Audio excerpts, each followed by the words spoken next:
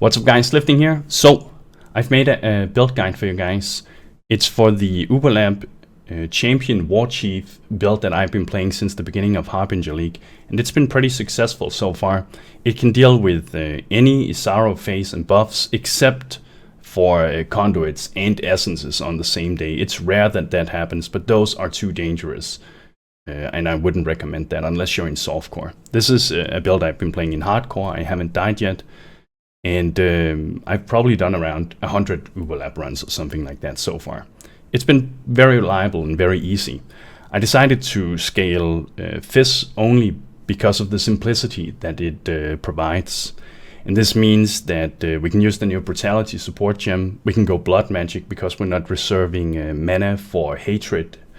And it also means that we don't have to worry about enemy elemental resistances. It's also great if you just want a safe map clearing build. It's not the fastest, but it's not slow either. And you can do Guardians with this too. It goes all the way up to tier 16. I haven't tried Shaper. I haven't really been wanting to risk my character's life yet, but maybe I'll try that. And if I do, I'll make a video so you guys can check that out. But in that case, it would require a few upgrades on some of the gear that I'm doing. But the point of this build here is to present a build that can very effectively and reliably farm Uberlab on a somewhat budget. You can start out with no currency and go into this build, but there is of course some unique items that I would recommend that you then later on get to make it more reliable and safe. But when I started it, I was able to do Uberlab farming somewhat reliably and safely with just rare gear. And so let's talk a bit about some of the benefits that this build has and some of the downsides.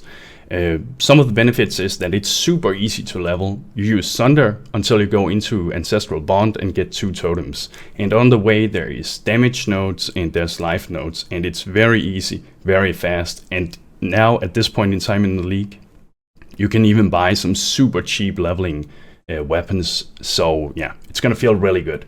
It's also a very tanky build. It has permanent Fortify. It uses the Ramparts cluster to increase the effect of Fortify.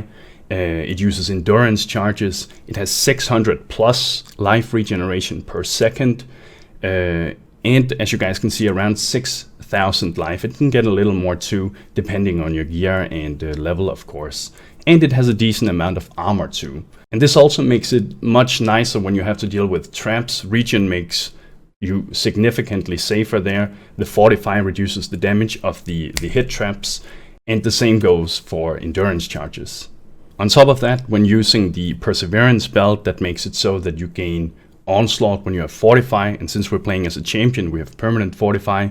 This gives us permanent Onslaught too, so it's very nice. This allows you to use another flask instead of the silver flask, for instance, and this flask can, in this case for me, it's been the Lion's Roar, so that will give you more damage and also some more defense because it's a granite flask, right? But one of the very important things that this does when you want to stay alive in the labyrinth is that as the champion, your totems can taunt. There's a 25% chance for your totems to taunt on hit, or for your character too, but also for your totems. And this is probably the biggest thing that will protect you from death in the labyrinth. You have good mitigation, and also if you do get hit, you'll survive.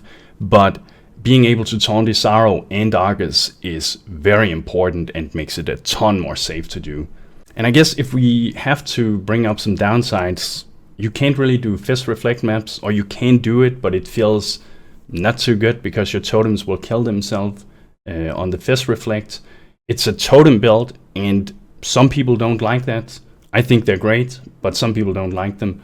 And I guess you could argue that there are builds with better clear speed, but for Uberlab farming specifically, or just something that's very simple and easy to get going, I think this is a very, very solid build that can pretty much get anyone started with the game. So let's talk a bit about the Ascendency Choice. We chose the champion, and the main reason for that is permanent Fortify here. And together with that, when you have Unstoppable Hero, when you have Fortify up, you'll get these buffs here: increased attack speed, armor, and melee damage. We do it for Conqueror too, so 25% chance to taunt and hit. This works for your totems. You also get 6% reduced damage taken if you've taunted an enemy recently. Now, this only works if you're the person who does the taunting. It doesn't proc if it's the totems, and the same goes for the 1% life regeneration per second. But I have a setup for this too. But overall, the 25% chance to taunt and hit is very, very useful for this setup. And then we go for Worthy Foe to enemies you taunt take extra damage. However, the enemies you taunt deal 10% less with hits and ailments against other targets. It's not really going to do too much for you. It's great if you play in a group, but still. But before we talk about the skill gem setup, let's talk about the gear. The first thing you want to get is a Kondo's Pride once you get to level 61. And it's just because it's a cheap sword. It has a lot of damage. And it makes it so that if a target is bleeding, you will deal 50% increased melee damage against that target. Now, this only works because we have the sword cluster down here that gives us, together with the other nodes, 25% chance to cause bleeding. And since your totems are hitting fairly rapidly, this bleed will, at least for any tanky target, will in almost any case be applied, and you'll get the damage buff from the condos. You cannot apply the bleeding yourself because it's 50% chance to cause bleeding on critical strike, and the same goes for the blind. It's also on critical strike. But we're using Resolute technique over here, so we can't crit. But it's mostly just for the very high damage that it has, for the budget friendliness of it, and for the 50% increased melee damage against bleeding targets. And if you want to gamble a bit, you can corrupt this sword here too and hope for a culling strike on it, since we don't need the accuracy rating. The next item I would recommend you get is Blood Grip, and we do that for a few reasons, but it gives a lot of life regeneration. If you take a look at my stats here, it's 621. If we take it out, it's 498, so it's very, very effective. And again, life regen is very nice when running around in the labyrinth and due to traps and so forth. It also gives you 100% increased life recovery from flasks, which is super efficient. And very importantly, moving while bleeding doesn't cause you to take extra damage. And there's a lot of traps in the labyrinth that will cause bleeding. And bleeding is so much more dangerous when you're moving around. So Blood Grip is super nice if we want to do labyrinth farming. If you just want to do mapping and things like that, then maybe you could consider using another amulet. But still, I would probably still use it. Then I'm using Devoto's Devotion, and I do that mostly for the dexterity and attack speed that it provides. It also gives us some movement speed, which is nice. But the dexterity is very useful for leveling our gems without having to spec into skill nodes in the tree, and also it makes it easier for our rare gear and to make that work. We get 10% reduced physical damage, but it's so minuscule that it doesn't matter too much. It's still a damage boost overall putting on the Devotos because of the increased attack speed. Another thing is that it has a bit of evasion, and that goes really well with the Perseverance belt that we're using. Perseverance is mainly for the increased life, for the permanent Fortify that it gives, or permanent onslaught that it gives when we have Fortify up. But it also gives 1% increased attack damage per 300 of the lowest of armor and evasion rating. So in such a case, we'll have to look at our armor and evasion rating, evasion here, and then you divide this number by 300. And then it will give you a number. I think in this case, it's around 15% increased damage. It's not much, but it's still a bit, right? So Perseverance, very nice. Then I'm also using a Gruthkul's Pelt. And I do that for a few reasons, but Gruthkul's can give you up to 100% increased physical damage, so I could get a better roll here, and that's a decent amount of damage to get. It also gives up to 150 flat maximum life, and that's a ton to scale. It also makes the percent increase from Perseverance better, right? It gives us 2% life regen, again, amazing for lab running. And it gives you 15% increased character size, and you guys may have noticed the size on this guy here. And I can tell you, this goes for what's in his pants too. Now the downside to using Gruthkul's Pelt is that spell skills deal no damage and spells are disabled. Now for this particular build, the only thing it really means is that we can't use Cast when damage taken, Immortal Call, and Vortex, which was what I was using for as a setup, because those are spells, they no longer work. And we can't use our Golem. And the Golem is probably the biggest loss of that, because I was using Stone Golem. It gives a nice amount of life regen and it taunts. But it's no big deal. It's not a big deal, at least compared to the benefits we get from running Gruthkohl's Pelt. Now this would also mean that I can't curse or cast a curse. However, if I use the Witchfire Brew, it will still apply vulnerability.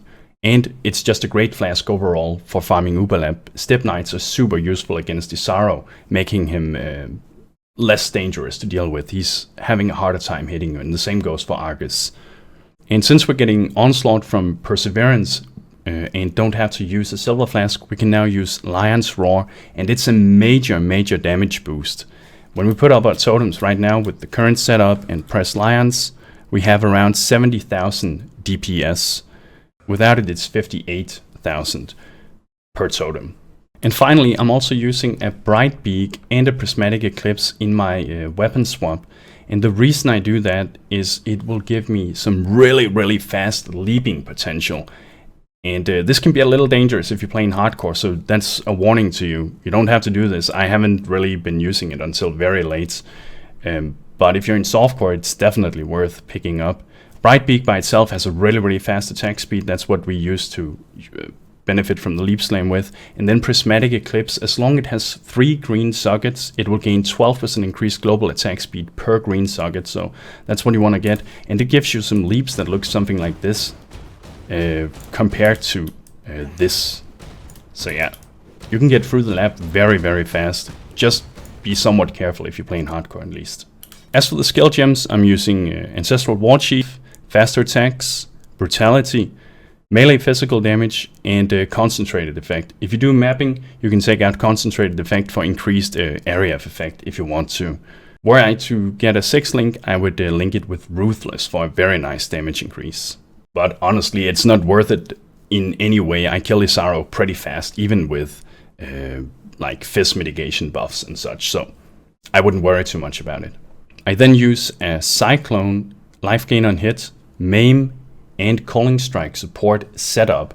Now, the Cyclone setup by itself does not deal any damage. However, maim, where is it? Maim, when that gets applied from the Cyclone, it will increase the damage dealt by our totems. It will also give you life back on hits, and it will call the enemy when it's on low. It will also make it so that when you taunt with the Cyclone setup, you get that extra effect from the Ascendency, reduced damage taken, life regen, and the 20% increased damage here. That said, be very careful with taunting the enemy. If you are somewhat squishy still, just let your totems do the damage. They will kill the target anyway. But if you're feeling good and just want to kill stuff faster, use your totems to attack. Do a couple of Cyclones so you know that he gets maimed and will take extra damage that way. And, well, that's a good way to increase your damage. But be careful. Then I'm using Enduring Cry for endurance charges, obviously, and for the extra life regen. And to prolong the extra life regen it provides, we have linked it with increased duration, and I've also linked with increased area of effect, just because, why not? Then Leap Slam, as you saw earlier, and this is just the increased area of effect gem that I swap back and forth, so it can still gain experience. And finally, something that I never thought I would link. It's highly optional, it doesn't do too much, but still it is nice. This is a Vengeance setup that, by the way, deals no damage, again because of Ancestral Bond, but it has knockback, life gain on hits, and blind. So when it procs, you'll get some life back, and you will occasionally blind them. I'm gonna show you how this works, because it does provide a bit of safety, at least in those situations where you are getting swarmed from many enemies at the same time. So let's see if we can find some enemies here. These are blues. And keep an eye on the Vengeance proc down here. As you can see, every time Vengeance procs, we get a decent chunk of life back. And when we use a Cyclone with life gain on hit, you can see it goes up instantly. So it's actually pretty decent in those situations where you are mapping. It's not going to do that much against single targets, because that will be that single target with that hit that will give you some life back. But still, it actually works pretty decently, and we can't really put anything else in because we can't use spells because of growth goals. As for the skill tree, it's actually really simple, and again, that's what I wanted. We scale life throughout various points in the skill tree. We scale two-handed damage, we scale sword damage, and we pick up blood magic. And we mostly do that because of Mortal Conviction, because these are like the juiciest life nodes in the skill tree. It makes this skill tree a little more efficient, a little more tight point-wise. But if you want, you don't have to go blood magic. You can still not go blood magic and use hatred if you want to, but then you have to take out brutality too and add in another support gem. I like it for the simplicity of it, and also because when we are leap slamming and we're doing that really fast, it prevents us from running out of mana. So it's up to you, but this is what I prefer. Besides that, it's of course the Ancestral Bond up here, so we can summon 2 totems. Some totem nodes. I pick up Ancestral Knowledge because we need the intelligence to level increased area of effect and concentrated effect. And then besides that, it's pretty straightforward. Ramparts here is really nice when we're playing as a champion and have permanent Fortify. It basically gives us increased damage while we have Fortify, but also increases the damage reduction effect of Fortify, making us even tankier, right? And as I said earlier, it's very easy to level this build. You start with Cleave, then you pick up Sunder at level 12 together with a two-handed weapon. And because of the skill tree, you just pick up a bit of damage nodes down here, and then you cruise all the way up to Ancestral Bond. Once you have that, you spec into the totems, and you will have a nice amount of life and damage on the way. Just keep an eye out for a good fist damage weapon, or buy those cheap leveling uniques that I have in the forum guide too that you can check out. For your bandit, I recommend helping Oak. We get life regen, fist damage, and fist mitigation. It's perfect for this. Now check out the forum guide for extra details and tips on how to play the build. Subscribe for more Path of Exile content here on YouTube. Come visit me on Twitch. I stream almost every day. The link to my Twitch channel is in the description of the video. Thank you for watching, and bros, do you even nerd?